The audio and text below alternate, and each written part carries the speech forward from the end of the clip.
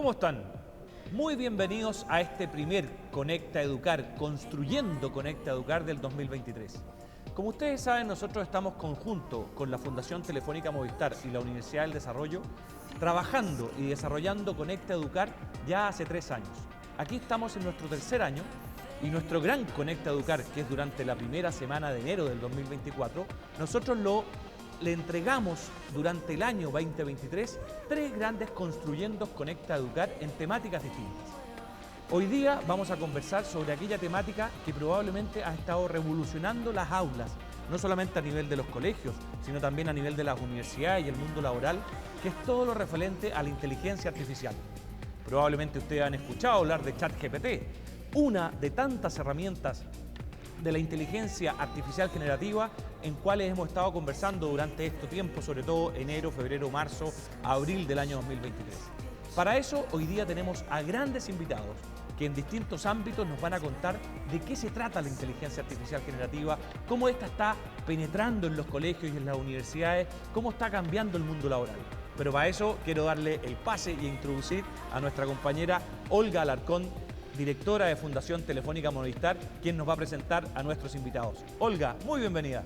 Muchas gracias, Pelayo. Así es. Muy buenas tardes. Muchas gracias por esta participación y les voy a presentar a nuestros grandes invitados. Quiero presentar a Leo Ferrer, quien hoy día es un investigador de la Universidad del Desarrollo, que además destacado académico y dirige además el área de Big Data. Bienvenido y que podamos contar con todo tu conocimiento. También nos acompaña Matías Hoyle. Matías es además el director para Latinoamérica de Laboratoria y se ha destacado además porque en el tiempo ha desarrollado una serie de productos dirigidos especialmente para la educación. Así que va a podernos contar cuál ha sido todo ese desarrollo que ha podido estar hoy día presente también en muchos colegios de Chile. También nos acompaña desde la experiencia de la sala de clase Fabián Ovalle. Fabián es además director del área de tecnología del Colegio Blesgana, un colegio que además se ha destacado por estar dentro de los 100 colegios más innovadores del mundo. Bienvenidos, muchas gracias por estar hoy día acompañándonos y ser parte de este primer Conecta Educar 2023, construyendo nuestra base para el Construyendo 2024. Viendo eso, te agradezco, Olguita. Quiero partir presentándoles a Leo. Leo Ferrer es del Instituto de Data Science de la Universidad del Desarrollo, un tremendo investigador. Lleva trabajando en esto su vida laboral entera y por lo tanto una de las personas que más conoce desde Chile lo que es la inteligencia artificial y lo que hay detrás de la inteligencia artificial.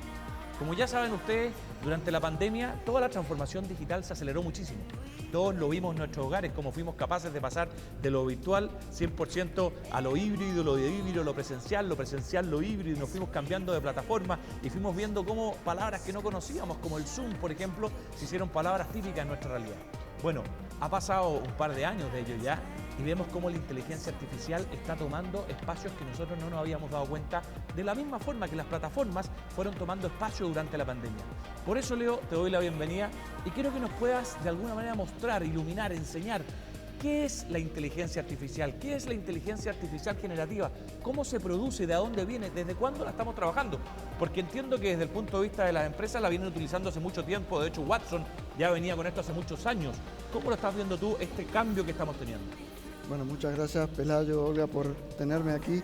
La pregunta que me estás haciendo es una pregunta compleja, es una pregunta que tiene mucha historia. Mucho más historia, por ejemplo, que el principio de todo esto, que fue en los 50, en la que Turing preguntó si las máquinas pueden efectivamente pensar o no. ¿Okay? Ese es como el principio formal de la inteligencia artificial. Depende qué querés decir con inteligencia. Pero básicamente la inteligencia artificial es hacer que una máquina in silico, en silicio, técnicamente pueda hacer tareas que únicamente en principio podrían haber hecho los humanos históricamente. Por ejemplo, cocinar algo, ir al refrigerador y fijarse qué elementos hay en el refrigerador para hacer algo de comer, ser creativa en ciertos sentidos, ganar al ajedrez, ganar al Go, y todo ese estilo de actividades que antes, hasta los 50, las calculadoras eran inteligencia artificial, ¿no es cierto? Porque calculaban. Después hemos ido como subiendo ese límite de qué es lo que consideramos inteligencia. Pero en términos generales, la inteligencia artificial son los algoritmos que permiten a las máquinas hacer tareas que efectivamente únicamente que podían hacer los humanos. ¿Y cómo, Leo, esta tecnología de la inteligencia artificial, estos algoritmos, tú los empiezas a ver aplicados hoy día? Porque podemos ver cómo se están empezando a aplicar. La gente lo está empezando a utilizar. ¿Cuál es la forma mejor de utilizarlos? Es una tecnología, es decir, tiene partes, es una tecnología, es neutra, es lo que quiero decir. Podés utilizarlo como algo que te permita hacer cosas relativamente malas, como entrar a la educación y copiar pedazos de información, o podés ocuparla como un compañero o compañera de estudio y le podés preguntar cosas, decirle que te diga cómo hacer ciertas otras. La tecnología es neutra y se ocupa en todas las áreas en las que podés ocupar un ayudante, ¿sí? Por ejemplo, en mi caso, por ejemplo, la puedo ocupar en escribir artículos de investigación, en que me ayude a encontrar referencias. Y estoy seguro que Matías y Fabián tienen un millón de otros ejemplos mucho mejores, digamos, de lo que se puede hacer. Tú hablas un poquito de las ventajas y las desventajas de utilizarla, digamos. Claro. ¿Cuál crees tú que es la principal ventaja que hoy día nos está entregando la inteligencia artificial? Si me preguntás en este momento el cambio de paradigma que hubo con ChatGPT, yo creo que es la capacidad de tener un agente que te ayude a hacer la tarea que antes te llevaba mucho más tiempo en mucho menos tiempo. Por ejemplo, escribir un email. Antes a lo mejor te llevaba 5 minutos escribir un email, ahora le decís qué querés que te diga y te escribe ese email en diferentes registros, en diferentes idiomas. Eso te salva, pasas de 10 minutos a 1 minuto. ¿Y desde el punto de vista de las desventajas? Las desventajas son también muy complejas. Las desventajas, hay unas desventajas de sesgo. Las máquinas, la inteligencia artificial está basada técnicamente en ajustar curvas a un montón de información, pero esa información también está sesgada a lo que ha pasado históricamente con la raza humana, ¿sí? Entonces hay sesgos ahí. Y yo creo que esa es particularmente la desventaja más grande de la inteligencia artificial en este momento. Fabián, así como lo planteaba Leo, esta amplitud de espacios donde puede ser utilizada hoy día la inteligencia artificial y también abordando la experiencia que tú tienes, que ya es bastante, digamos, y muy reconocida. Además, insisto, esta posibilidad de estar dirigiendo además en un colegio con este prestigio, siendo un colegio que está ubicado más en la comuna de San Ramón, que se ha destacado, y estar dentro de los 100 colegios más innovadores. ¿Cuál crees tú que de tu experiencia ha sido lo que ya por una parte se está aplicando y cuáles son esas oportunidades específicamente ligadas ya al aula, pero especialmente desde la atención a los estudiantes? Súper. Bueno, lo primero es como enfatizar en que dentro de lo que nosotros estamos viendo como colegio, nosotros utilizamos las tecnologías como un medio para lograr los diferentes aprendizajes en diferentes asignaturas, sea lenguaje, matemática, la misma tecnología, sea historia o inglés, por ejemplo.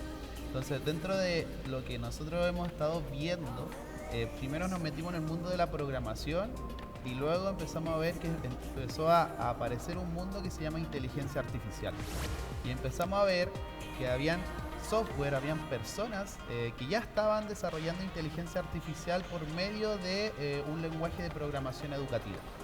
Y nosotros dijimos, la inteligencia artificial está abarcando diferentes espacios, diferentes profesiones, y tenemos que meter a nuestros estudiantes en ese mundo, en esa conversación. Y fue ahí cuando descubrimos el Machine Learning, que es un proceso donde uno entrena a la máquina para que haga acciones humanas, para que resuelva acciones humanas. Y eso nosotros lo comenzamos a conectar con Scratch. Scratch es un lenguaje de programación en bloque que nuestros estudiantes ya veníamos desarrollando desde hace más de 10 años. Y hace 3 años conectamos esto que es Scratch con Machine Learning y logramos desarrollar diferentes inteligencias artificiales y tenemos variadas experiencias, tanto en ciencias como identificar el tipo de sangre que tienen nuestros estudiantes por medio de la inteligencia artificial y Scratch. como también hacer asistentes virtuales, reconocimientos faciales, reconocimientos de textos. ¿Y eso lo han implementado ya en el Eso ya lo establecimiento? hemos implementado. Por ejemplo, el año pasado nosotros hacemos una feria científica en nuestro colegio que tenemos más de 60 stands. Y uno de los stands fue de inteligencia artificial y había un reconocimiento facial. Entonces, obviamente colocaron diferentes artistas, diferentes futbolistas, cantantes, y los estudiantes se ponían delante de la cámara y podían ver a qué artista o a qué futbolista se parecían más. También el año pasado en ciencias hicimos con sangre, sacamos diferentes fotos de los distintos tipos de sangre de los estudiantes. Y eso lo cargamos a Machine Learning y pudimos entrenar a la máquina para que nos dijera qué tipo de sangre tenía la persona en base a una foto, un reconocimiento de imágenes. Pero además este año yo creo que ChatGPT hace una revolución y nosotros hablamos de que en la educación es un riesgo, pero también es una oportunidad. Nosotros lo vemos siempre como una oportunidad. ¿Por qué es un riesgo? Porque el chat te entrega respuestas a preguntas que típicamente todos teníamos en el colegio. Resuelve una ecuación, resuelve una pregunta de un texto. Pero acá nosotros tratamos de cambiar el foco, que el foco no sea la respuesta, sino que el foco esté en la pregunta que yo hago como estudiante. Porque si yo pongo el foco en la pregunta, claramente estoy desarrollando la creatividad de qué pregunta tengo que hacer yo para resolver el problema que tengo. Y no que me entregue una respuesta a esas típicas preguntas que teníamos en educación. Así que lo vemos como una posibilidad de poder agilizar procesos educativos y acercar el aprendizaje a los estudiantes. Fabián, y en esa misma línea, ¿cómo ha tomado este trabajo la comunidad, los padres apoderados ahí? Porque efectivamente yo creo que gran parte también de los que nos están hoy día escuchando o viendo, existen probablemente muchas dudas. ¿Cómo abordarlo? ¿Cómo trabajar o cómo se conecta esto con la escuela de manera de que, o cómo lo hicieron ustedes para que la familia se incorporara y fuera parte de estos procesos que ustedes han generado? Nosotros queremos que parte importante de conectar a la comunidad escolar con los diferentes desarrollos de la innovación parten desde el proyecto educativo, desde nuestros pilares, desde nuestro eje de desarrollo con el estudiante y también en un trabajo de educar también a las familias. No es enseñar tecnología o innovación porque queramos hacerlo, Eso es importante. sino porque el estudiante actualmente se tiene que desenvolver en un mundo con tecnología. Entonces, la inteligencia artificial que actualmente está llegando, a nadie nos preguntaron si queríamos que se creara ChatGPT. Claro. A nadie le van a preguntar si en su profesión va a querer inteligencia artificial, sino que va a llegar y tenemos que tener personas preparadas para esto, preparadas para el mundo laboral, preparadas para el mundo que se tienen que desenvolver, y desde ese punto de vista las familias lo han entendido súper bien y hemos hecho un trabajo súper arduo, súper en precisión de poder decirle a las familias que lo que estamos desarrollando va en total beneficio del estudiante, no en un beneficio del colegio, sino que en desarrollar habilidades que el estudiante tiene que ocupar en su vida real. Felicitaciones, Fabián. En la misma lógica, Leo, Fabián nos cuenta en la lógica escolar. Avancemos a la lógica universitaria. Tú estás haciendo clases, a la vez estás formando profesores. ¿En qué te ayuda esta herramienta, como nos comentaba recién Fabián, en la universidad? ¿Ustedes ya la están ocupando activamente en la formación, tanto del alumno de pregrado, posgrado y en la formación de profesores? ¿Los profesores la están utilizando o es un proceso que está partiendo? Yo creo que es un proceso que está partiendo, pero al mismo tiempo creo que la gente está efectivamente muy interesada en este estilo de tecnología, ¿no es cierto? Personalmente, en mi aula, que es un aula de análisis de datos, de Data Science, yo de alguna manera trato de hacer que usen ChatGPT. Es mucho más fácil para ellos, no necesariamente tienen que saber un montón de código, pueden llegar a un producto mucho más rápido en términos generales. Y también yo creo que hay una cuestión creo que hay un cambio de paradigma en este momento. La información, todo lo que la gente tiene que saber está en la internet, está afuera, está en algún lado. Antes acceder a esa información era muy complicado en la educación, por eso tenías un libro, las personas escribían en el pizarrón, ¿no es cierto?, para que vos pudieras tener acceso a esa información. Ahora esa información ya la tenés acceso a YouTube, tenés acceso a tutoriales, probablemente mucho mejor de lo que podemos enseñar nosotros.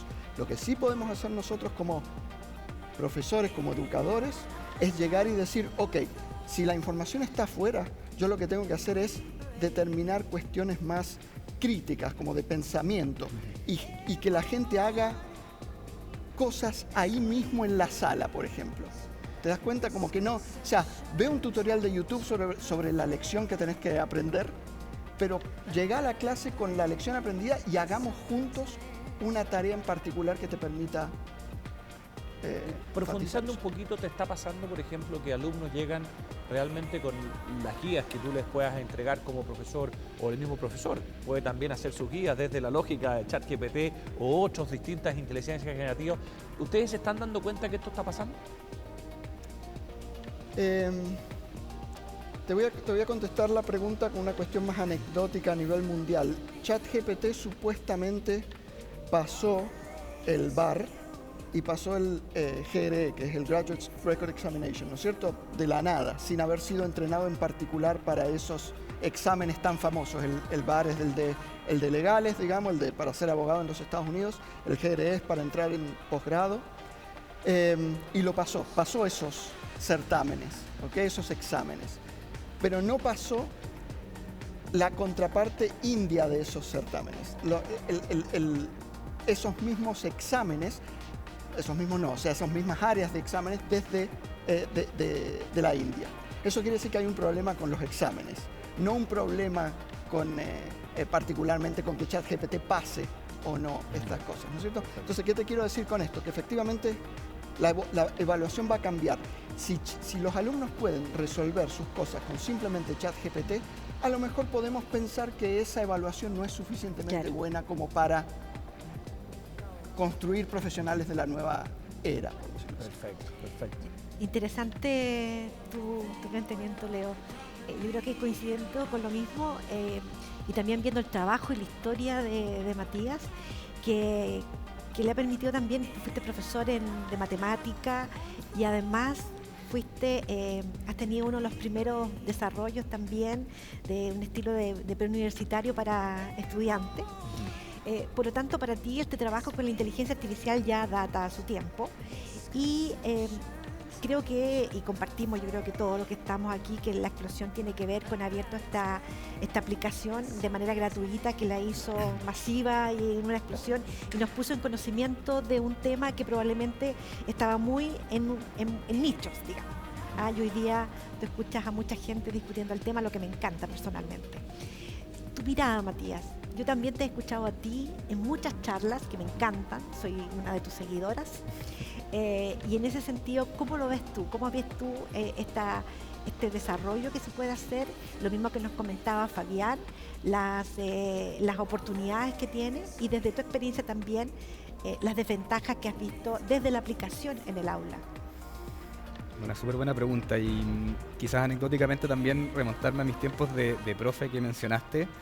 Uno cuando está al frente de 30, 35, 45, incluso a veces estudiantes, se da cuenta de que son 45 universos distintos, 45 niveles de habilidades distintas, y uno como profesor lamentablemente tiene muy poco tiempo para preparar una clase. Yo lo que hacía era prepararla prácticamente la noche anterior para aplicarla el día siguiente, y con ese poco tiempo que uno tiene, uno prepara una clase para el estudiante promedio, que dicho sea de paso, ese estudiante promedio ni siquiera existe, o sea, nadie es solamente promedio en todas las habilidades que un estudiante puede tener. Entonces, uno llega con esa clase preparada con todo el cariño del mundo, pero están los estudiantes que están un poco más adelante y que necesitan una clase quizás más desafiante, y los estudiantes que van un poquito más atrás y necesitan una clase más ajustada a su ritmo. Y yo diría que la inteligencia artificial está abriendo la puerta para hacer realidad ese sueño del profesor de poder tener 45 profesores distintos ahí sentados con los estudiantes, midiendo los niveles de habilidad en matemáticas, en biología, lo que sea, y presentándole un camino, una trayectoria educativa distinta a cada uno de esos 45 estudiantes. Eso, diría, pre-ChatGPT, yo como profesor lo hubiese pensado algo imposible. Hoy día lo veo cada vez con más claridad. Y eso abre una puerta gigantesca a un montón de aplicaciones que no solamente los estudiantes se pueden beneficiar, sino que también los profesores. Yo diría que cualquier persona en sus trabajos ocupando esta tecnología puede beneficiarse rápidamente. De hecho, hay un estudio que sacaron hace poco unos investigadores del MIT que probaron distintas profesiones y armaron dos grupos, los randomizaron y le dijeron, ustedes van a ocupar ChatGPT, ustedes no, y midieron cuánto se demoraban y además evaluaron el trabajo de esas personas post la intervención. y se dieron cuenta que en promedio se demoraron un 37% menos en hacerlo, o sea, un montón de tiempo menos. En el caso de los programadores es mucho más, incluso es como un 55% de ahorro en tiempo. Y además el trabajo era de mayor calidad. Entonces, las personas que ocupan este tipo de herramientas están con una ventaja comparativa más adelante que aquellos que no la ocupan. Entonces, mi posición es que en el sector educativo hay que abrazar esto y hay que enseñarlo.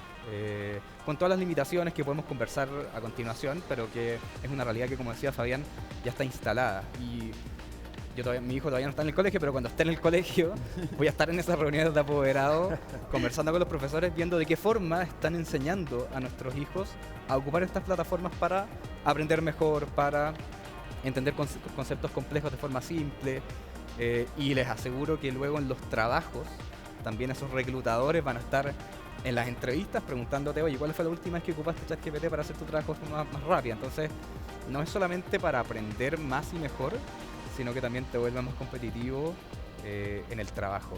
Eso diría que son como las ventajas que he visto. Y hay un montón de aplicaciones para los profesores también que las podemos mencionar, pero hacer pruebas simples y rápidas con un par de palabras en ChatGPT. El otro día hice un experimento de evaluar ensayos. Le alimenté a ChatGPT una rúbrica y después le alimenté un ensayo y la rúbrica decía, bueno, si es que esto está así, 5 puntos, si esto está acá, 4 puntos, etcétera. Y ChatGPT te hace el trabajo de leer eso, leer tu rúbrica, de decirte, mira, este ensayo está por acá, 5 aquí, 4 acá, 3 acá. Entonces, eso que un profesor de lenguaje le puede tomar horas, luego se te hace mucho más fácil y mucho más rápido. Y así miles de otras aplicaciones. En términos de limitaciones, o desafíos diría yo, el primero muy importante es desarrollar la habilidad en los estudiantes de verificar la información, porque la tentación es grande de escribir y lo que salga, copiar, pegarlo y mandar la tarea al profe, ¿verdad? Pero ChatGPT está programado para intentar hacernos feliz con su respuesta, no necesariamente que esa respuesta sea veraz. Entonces, creo que cada vez va a ser más crítico que los estudiantes sean muy críticos, valga la redundancia, en esas respuestas, en leer lo que les pone ChatGPT, en investigar si es que las fuentes son reales o no, en ver si es que lo que está escrito ahí tiene sentido o no. Y diría que eso es una de las habilidades que se va a volver cada vez más relevante. Y la segunda habilidad que diría yo que los colegios también tienen que abrazar y comenzar a enseñar es de qué forma podemos preguntar de mejor manera a estos sistemas para extraer lo que queremos. Porque acá si uno hace preguntas muy vagas o muy amplias, recibe también respuestas muy vagas y muy amplias. Entonces aquellos que tengan esta ingeniería de cómo preguntarle a estos sistemas van a poder recibir mejores respuestas. Y eso es algo que se enseña, es una habilidad. Diría que por ahí van los desafíos. Eso que tú nos comentas, el prompt famoso. Sí. De hecho, hoy día se habla de prompt engineering. Es como las carreras del futuro nos van a enseñar a ocupar esos comandos para poder relacionarnos con la inteligencia artificial de manera concreta, directa, que ellos realmente sepan preguntarnos. Y eso quiero entrar un poquito más ya en profundidad, Fabián, en que tú eres un gran formador, has formado a muchos profesores a lo largo de Chile en estas materias. ¿Cómo crees tú que ellos tienen que irse preparando hoy día para realmente, como bien nos decía Matías, irse formando en el uso de esta herramienta, irse formando en la inteligencia artificial? Porque no nos olvidemos que a nuestros niños primero tenemos que enseñarle a leer, hay que enseñarle a escribir, hay que enseñarle a comprender el texto. Aquí estamos hablando sobre una naturaleza de alguien que ya conoce la comprensión de textos. Por tanto, en el proceso de enseñanza que tú estás viendo en la docencia, ¿cómo estás priorizando de alguna manera lo que ellos tienen que ir enseñando en el uso de estas mismas herramientas? Lo primero que nosotros hablamos es que los profesores tienen mucho miedo al cambio, son reacios a poder cambiar sus prácticas. Estamos acostumbrados a ver que profesores como le enseñaron, ellos enseñan a sus estudiantes. Entonces, lo primero es que la tecnología nos va a facilitar y nos va a acercar los aprendizajes a los estudiantes. Aprendizajes que muchas veces eran más abstractos, con la tecnología los podemos concretizar, podemos hacerlos mucho más cercanos a los estudiantes y podemos ampliar y diversificar la forma en que aprenden los estudiantes con la inteligencia artificial. Pero ¿cómo lo podemos hacer? Primero, que los docentes pierdan el miedo, que se atrevan a ser curiosos, se atrevan a equivocarse. El error no es malo, el error, a equivocarse, es un aprendizaje. Si yo no me equivoco, en ningún momento voy a aprender porque estoy en mi zona de confort. Si yo me equivoco, voy a comenzar a aprender. Desde esa base de poder ser flexible y poder seguir aprendiendo, es que nosotros como colegio, o yo también personalmente, hemos capacitado a diferentes docentes en Puerto Williams, en Antofagasta, en Concepción, con diferentes tecnologías, con programación educativa, con robótica, un poco de machine learning, inteligencia artificial, de entender el fenómeno de las tecnologías. Es distinto, perdón Fabián, capacitar a personas, profesores del primer ciclo versus segundo ciclo, cuarto ciclo. ¿Tú vas viendo las diferencias a lo largo o Sí. solo te has relacionado Sí. con gente de la media, por así llamarlo, cuarto ciclo? No. Hay un libro que se llama Kindergarten para toda la vida, que es de Mitchell Resnick, que habla mucho de cómo el jardín infantil debería ser toda la escolaridad, hasta cuarto medio. Entonces, cuando capacitamos docentes más de párvulo, de primero, básico, segundo, tercero, vemos docentes que les gusta mucho más jugar. Y cuando ya van creciendo, vemos docentes que sienten que a los estudiantes no les gusta jugar. Yo voy a contar ahora una experiencia más propia. Ahora, al llegar acá, antes de llegar acá, vengo del aniversario del colegio con estudiantes de enseñanza media. Y estaban todos jugando. Estaban todos jugando, todos divirtiéndose. Entonces, los docentes a veces de enseñanza media, donde creemos que estamos con estudiantes más grandes, creemos que no les gusta jugar. Entonces, con eso las capacitaciones también se vuelven más amenas porque incluimos el juego dentro de lo que es las capacitaciones con tecnología, incluir las innovaciones en el aula y que los docentes puedan, por medio de la tecnología, desarrollar las diferentes habilidades y acercar estos aprendizajes a los estudiantes. Fabián nos explicaba con respecto al impacto de los docentes y cómo poder incorporar la tecnología, la inteligencia artificial. Desde tu experiencia, Leo, y también ahora dirigiéndonos a los estudiantes. Hace pocos días, Fundación Telefónica lanzó a través de su programa Profuturo precisamente un informe que señala, y donde estaban ahí los invitados destacaban, que uno de los mayores impactos iba a haber precisamente en la educación superior y en la educación especial. Pero dirigiéndonos a los estudiantes que están hoy día ahí, probablemente muchos de ellos también escuchándonos, ¿qué mensaje le podríamos dar de cómo podrían ellos prepararse para ir en este camino que probablemente cuando ya lleguen a la universidad o están en los primeros años ya se van a encontrar con esta realidad como parte de su formación también? Es una buena pregunta. Sinceramente, más que cómo tienen que prepararse, yo creo que el mundo es al revés, es decir, ellos van a tener la posibilidad de seguir tracks, por decirlo así, de educación que están perfectamente hechos para ellos, por ejemplo. O sea, su exploración va a ser única. Por ejemplo, Matías decía que usualmente uno hace la clase para el estudiante promedio. Aquí no va a haber una clase para el estudiante promedio. Acá cada estudiante va a tomar un objetivo y explorarlo de la manera que quiera, que antes era imposible hacerlo con evaluación directa, con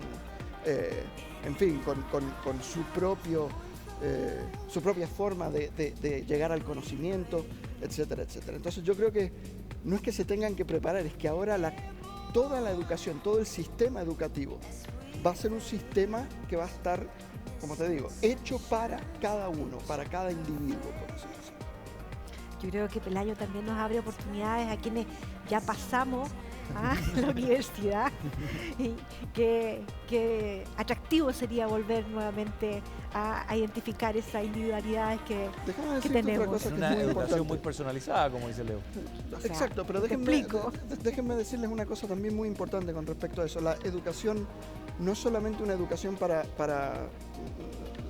de una índole más normal, digamos, sino, por ejemplo, la educación especial también se va a ver absolutamente impactada por esto. Me acuerdo que en los 2000 había gente que estaba tratando de hacer que la matemática, que las fórmulas, que los gráficos fueran mucho más accesibles a gente que, por ejemplo, tenía deficiencias visuales, por ejemplo. Entonces esa gente no podía acceder a los gráficos matemáticos, gráficos de funciones o lo que sea.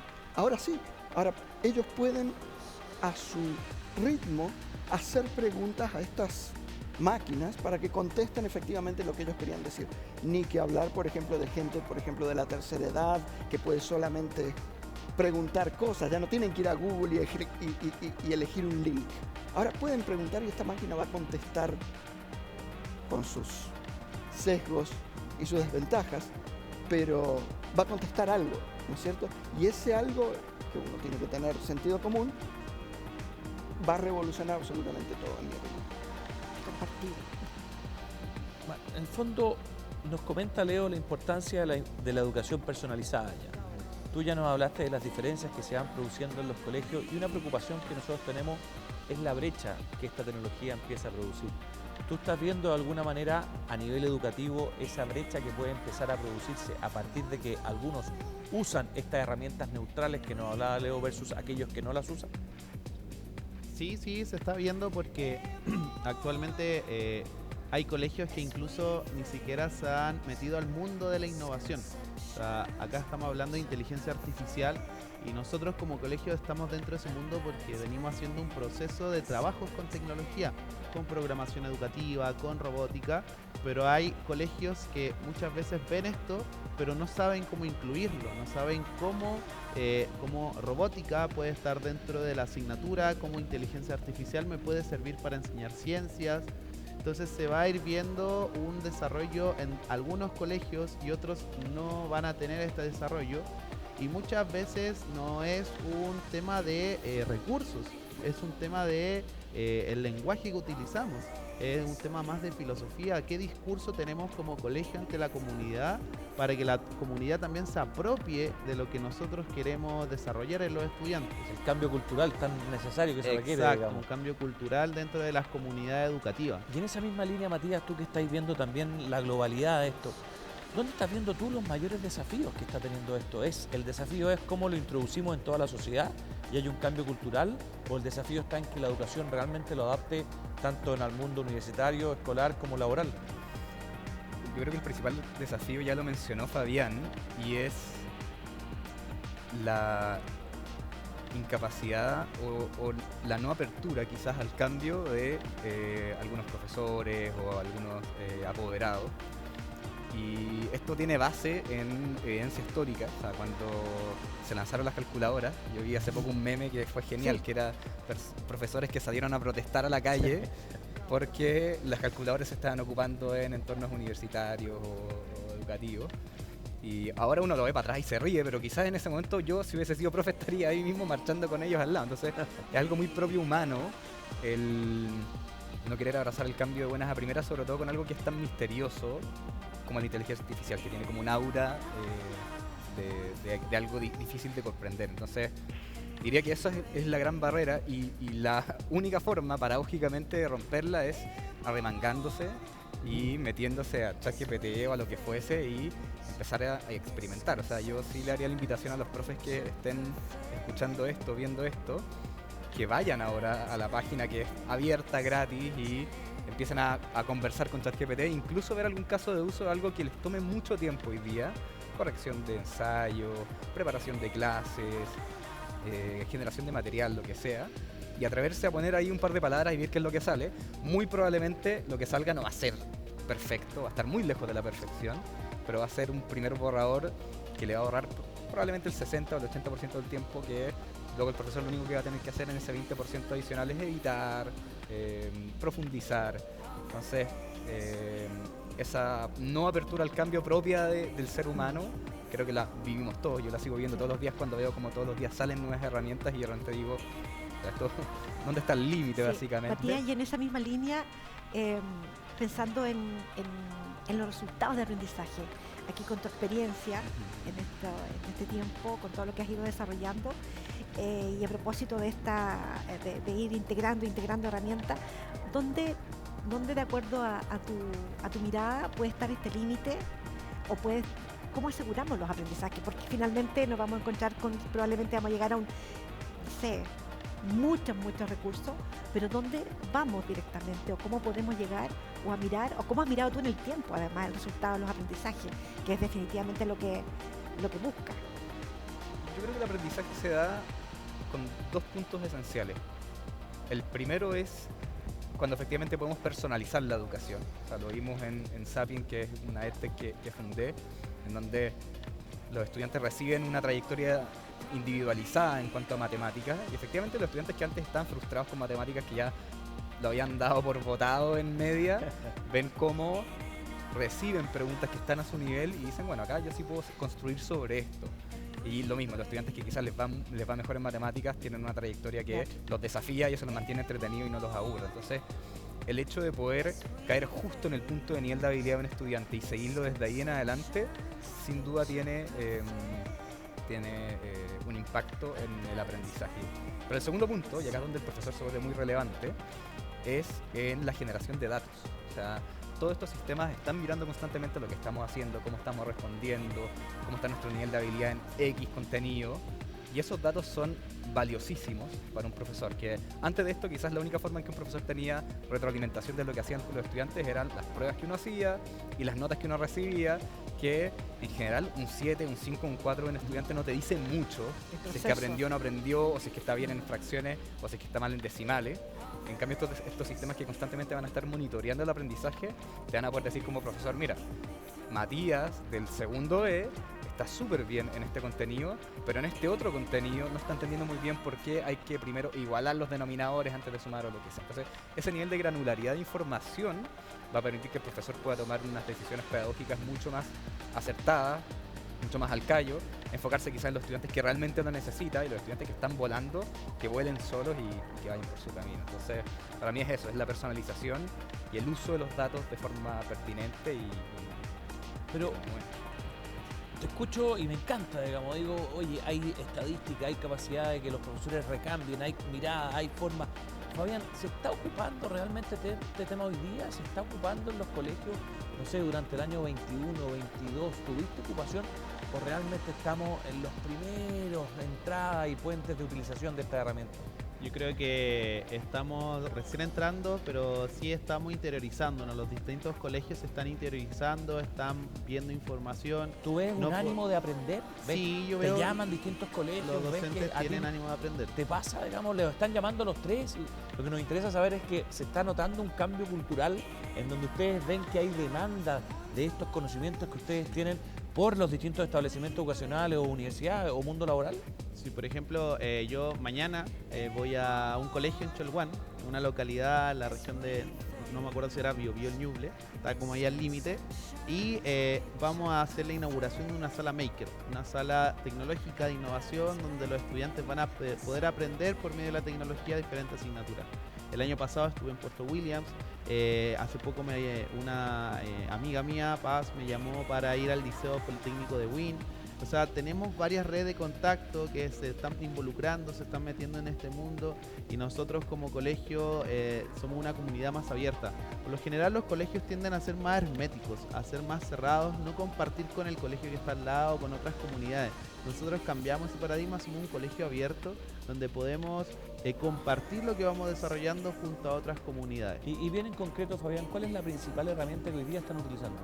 En el caso de ustedes. Nosotros dentro del colegio actualmente estamos vinculándonos mucho con programación educativa y con inteligencia artificial. Y cuando hablamos de inteligencia artificial, específicamente... Estamos hablando de Machine Learning, como por ejemplo el Learning Machine Learning, que es una plataforma creada por una persona en España, y con él estamos trabajando de lo que es reconocimiento de imágenes, reconocimiento de texto, y lo vinculamos con Scratch. Perfecto. Leo, ¿cuáles, nos has comentado ahí varios aspectos dentro de la educación superior, pero cuáles son los riesgos que tú más inmediato que has identificado en la aplicación en el aula? O sea, hay varias cosas que se pueden decir ahí, ¿no es cierto? Por ejemplo, si uno empieza a usar ChatGPT y ese estilo de cosas, que no haya suficiente sentido común y que, como decía o Fabián o Matías, empecemos a copiar y pegar. Ahí hay mucho sesgo en los datos. También habría un problema en una cuestión como de cuánto vas a depender de la tecnología y olvidarte de primeros principios. Es decir, podríamos hacer que los niños solamente aprendan a sumar y restar usando calculadoras y nos olvidamos de los primeros principios de la suma y la resta y la división y multiplicación y hacemos que la ciencia sea acumulativa y siga, que no nos preocupe, que sepan por qué se suma y resta. O sea, los hacemos depender de la tecnología o no. Una cuestión también, por ejemplo, de plagio. Es decir, una cosa es escribir algo por tu propia pluma y otra cosa es copiar y pegar, ¿no es cierto? Aparte del sesgo, aparte de cualquier cosa. Y eso ya es complejo también, porque ahí tenés que entrar a saber si sos vos efectivamente que escribió o el que dio por escrito esa cosa. Y otra es, yo creo que importantemente ahora, que es por qué la gente está adoptando este estilo de tecnologías y qué sé yo, voy a ser un poco más polémico acá, es decir, es miedo. Es miedo sinceramente de que te desplace la gente que está subiéndose a este caballo, por decirlo así. La gente que se sube al caballo de la escritura, digamos, evolucionó más rápido que la gente que no, y así. ¿No es cierto? Entonces yo creo que hay también una cuestión más de miedo a lo que puede querer decir esta tecnología que los hace subirse también a esa. Y eso es complejo también, porque no es una cuestión como que, ok, entiendo la tecnología. Es una cuestión como más, tengo pánico de lo que pueda pasarme en términos laborales y quedarme atrás. Voy a subir porque tengo que hacerlo y no porque realmente entienda lo que estoy haciendo. También podría ser, Leo, una brecha en el tiempo, si lo miramos a propósito del desarrollo que han tenido otros cambios tecnológicos, que si no me subo, genero aún más la brecha. Por supuesto, es una cuestión de también es el costo, ¿no es cierto? O sea, es muy costoso entrenar máquinas en este sentido. Tienen 17 mil millones de parámetros, ChatGPT 3.5 al menos. Entonces, solamente Microsoft, Google pueden entrenar estas máquinas. ¿Qué pasa con el resto de los trabajos, por ejemplo, en Latinoamérica, que no pueden entrenar estas máquinas, tal como están, ¿no es cierto? Entonces, o por ejemplo, Europa, que sobreregula esto, Italia lo acaba de prohibir, por ejemplo. ¿Qué quiere decir esto para la educación italiana? Y así. De hecho, me gusta mucho tu pregunta. Tú sabes que Harari, liderados por Harari y Elon Musk y varios, trataron de frenar de alguna manera durante 6 meses el desarrollo de la inteligencia artificial en el mundo. O sea, claramente hay muchos, Leo, que están viendo riesgos desde el punto de vista del desarrollo, como dices tú, o riesgos desde que están muy atrasados respecto a lo que está pasando y quieren tener casi un tiempo de poder subirse arriba a este caballo. Y en esa línea, Matías, para ir cerrando ya, pero en el fondo tú nos has contado de cómo se está trabajando la inteligencia artificial. Y yo lo que quisiera saber es en el hogar. Háblale a los padres que nos están escuchando. Estos padres que te van a escuchar y van a decir, yo tengo un hijo de distinta edad, como bien nos explicaba Fabián, puede ser pequeño, mediano, grande, puede estar ya en la universidad. ¿Cómo yo, papá, le enseño a mi hijo qué le digo respecto al uso de esta herramienta y cómo yo soy capaz de personalizar, como nos explicaba Leo antes, realmente el uso de la inteligencia artificial? Bueno, mi hijo tiene 2 ahora, así que no me va a entender nada si es que le digo esto, pero si que tuviese 5, 6 o 10, trataría de explicarle primero el concepto de la importancia de transformarse en aprendiz de por vida. O sea, estamos viendo cómo estas tecnologías van a hacer que el mercado laboral va a ser muy cambiante. O sea, hoy día se necesitan esta gama de profesiones, probablemente en 5 años más van a ser muy distintas por lo que está pasando hoy día, y el cambio va a ser cada vez más acelerado. Entonces van a haber profesiones en 6 años más que no tenemos idea, como el prompt engineer, que son estos ingenieros que saben cómo preguntarle a ChatGPT, una profesión que hoy día paga $300.000 en Estados Unidos y no existía hace 6 meses. Entonces van a salir profesiones nuevas de las cuales no tenemos idea de que existen. Y quizá el paradigma educacional de hoy de estudio hasta los 18 al colegio y luego estudio 5 años en la universidad, después no estudio nunca más, no creo que nos vaya a funcionar en ese nuevo esquema. Entonces el esquema que va a funcionar ahí es entender que vamos a tener que estar actualizando nuestras habilidades cada 6 meses, cada 4 meses, cada 1 año, y por ende la habilidad más importante hoy día es cómo yo aprendo cosas nuevas. ¿De qué forma soy muy bueno aprendiendo? Es viendo videos de YouTube, es escuchando, es leyendo, es escuchando podcasts. Entonces, bueno, un niño de 10 años no sé si va a entender todo lo que estoy diciendo, pero lo importante de desarrollar esa habilidad de aprender cosas nuevas y cómo la inteligencia artificial te puede apalancar en eso. O sea, si quieres aprender sobre física, cómo tú puedes llegar a ChatGPT o alguna herramienta de las nuevas que están saliendo con inteligencia artificial socrática, que como que te va guiando con preguntas en el aprendizaje, cómo puedes aprovechar esa tecnología para aprender cosas nuevas. Entonces, yo diría que eso es la inteligencia artificial como herramienta, que sí vale la pena remangarse y empezar a probarla y entenderla, pero como herramienta, dicho de nuevo, en un contexto de nos transformamos en aprendices de por vida que tenemos que estar constantemente aprendiendo. Oye, Matías, Fabián, Leo, Olguita, qué tremendo panel, y se nos voló. 45 minutos no nos dimos ni cuenta, y la verdad es que hemos tratado de darle una explicación a todos los que nos van a escuchar este programa de algo que es tan relevante. Y en un segundo cada uno, ¿optimista o pesimista respecto al futuro de la educación y la inteligencia artificial? Optimista, totalmente. Completamente optimista. Totalmente. Olga. Totalmente optimista. Y la verdad que todos los que estamos en esta sala estamos absolutamente optimistas, a pesar de los desafíos que ustedes mismos Sí. nos han comentado, es abrazar estas nuevas herramientas, abrazar la inteligencia artificial, enseñarle a nuestros niños, enseñarle a las universidades, tomarla en el mundo laboral y ser capaz de, conjunto con esta herramienta, ir dando nuevos saltos productivos en el aprendizaje y también en el trabajo. Así que les queremos agradecer, Matías, Fabián, Leo, el que nos hayan acompañado. La verdad es que con la Olga hemos tenido un tremendo programa. Es un programa nuevo, es un programa que está teniendo un formato distinto, en un horario distinto, y estamos probando este primer Construyendo 2023, Construyendo Conecta Educar, de esta nueva forma. Así que muchas gracias por habernos acompañado y espero que Muchas nos podamos ver muy pronto nuevamente. Muchas gracias. Gracias. Gracias.